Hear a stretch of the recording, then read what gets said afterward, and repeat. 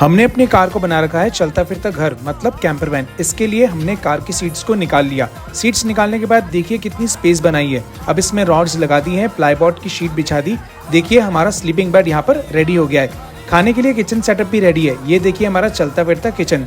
यहाँ रखिए gas cylinder, ये है किचन का प्लेटफॉर्म, दूध के पैकेट मसाले यहाँ रखे हैं। ये है डबल गैस का बर्नर, ये है स्नैक्स बिस्किट्स नमकीन मसालादानी। यहाँ रखे हैं सारे छोटे बड़े बर्तन और ये इस तरीके से बंद हो जाता है। पानी की व्यवस्था यहाँ है, पीने का पानी यहाँ रखा है। यहाँ सारा राशन का बॉक्स है, foldable table, chair, hand wash और ये है हमारा स्लीपिंग बेड। है ना मजेदार। सी यू इन नेक्स्ट वीडियो।